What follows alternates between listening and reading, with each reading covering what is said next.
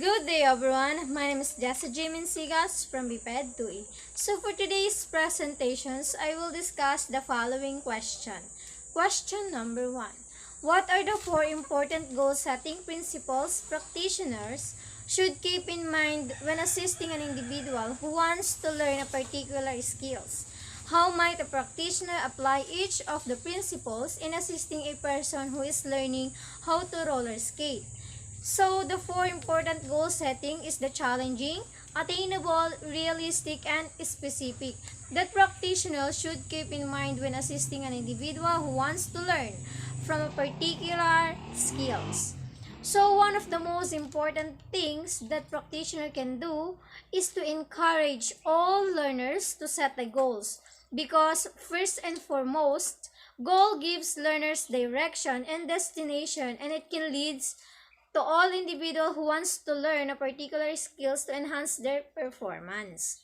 Especially if you have a specific goal or task in life, you can achieve or reach your goal if you believe in your ability. So in addition to immediate increased learners' achievements resulting from setting goals are also closely related increased self-esteem and self-efficacy. How might practitioners apply each other of the principles in the assisting a person who is learning how to roller skate? So, practitioner apply this principle to assisting a person who is learning how to roller skate by encouraging the learner to set a goal as their guide to achieve his or her main goal, including challenging, attainable, realistic, and specific. These are the goal setting that can lead to learn how to roller skate. Then practitioners can assist the learner in identifying the target skills and achieve the desired goal and produce effective movement in the target context. So the question number 2, discuss the relationship among target skills, target behavior, and target concepts. Context. For one of the following activities, given examples of target skills, target behavior, and target context. Example, fly fishing, billiards, using prosthetic hands while eating a baked potato, piloting an airplane, shooting, and basketball. So, the relationship among target skills, target behavior, and target context I need to develop in order to achieve the desired goal. This is one of the advantage of goal settings. First, they need to identify the wants to develop during their learning experience, and after identifying, focus on your goal setting that can be challenged but working toward them. Once you set them, can be even greater challenge often because it implies that you will be making changes in your life. You might be creating directions of thoughts or establishing new pattern of behavior, discarding old habits or starting new ones. For one of the following activities, given examples of target skills, target behavior, and target context. So in shooting basketball, example, the player wants to develop the shooting in the ring of basketball. So yung player has already identified kung ano yung i-develop niya, which is the target skills. Na kung saan ang isang player ay magpe-prepare, mag-shoot para yung bola is mag-shoot sa ring.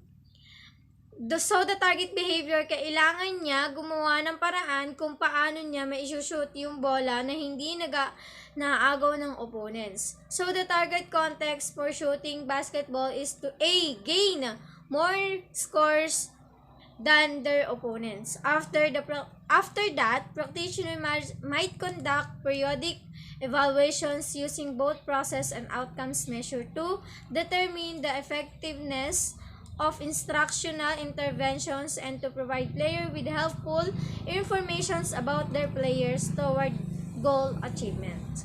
And question number 3. Sometimes the past movements experience a person's bring to off learning situation can help the individual speak up to the new skills more quickly. Discuss 3 categories of elements that might be shared by 2 motor skills and then give an examples of each type of element that might be similar for one of the following pairs of skills. So, the more experience, the easier it will be for you to know, to learn, and adapt new skills because if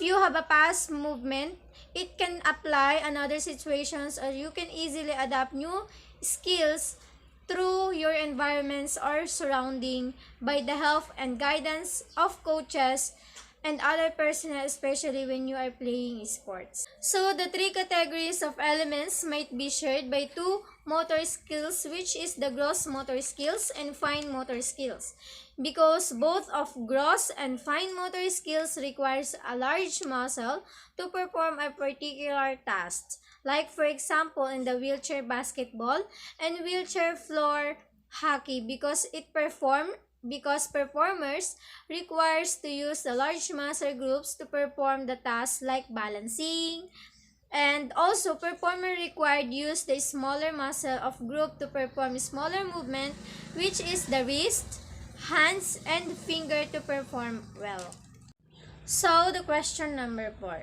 When assessing learning progress, practitioners should select both outcomes and process, measure that the valid indicators of performance.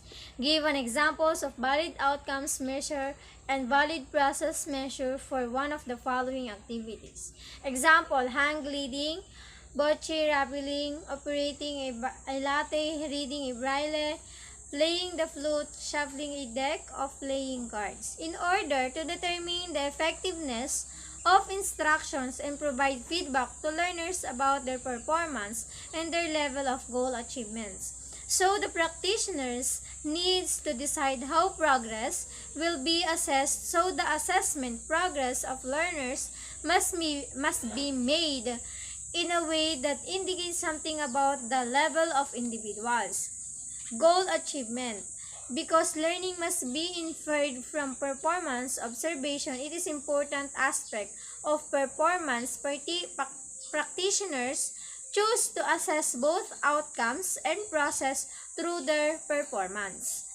So, I choose the reading braille because it measures the person's ability how to read, especially those people who are blind or visually impaired.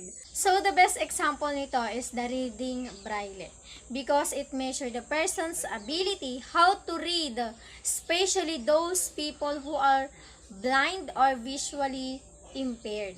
So, sinusukat lang nito yung isang kakayahan ng isang tao, lalong-lalo na kung ikaw ay bulag or ano pa man yan, and also it measure the person's ability kung hanggang saan lang yung kakayahan mo bilang isang tao.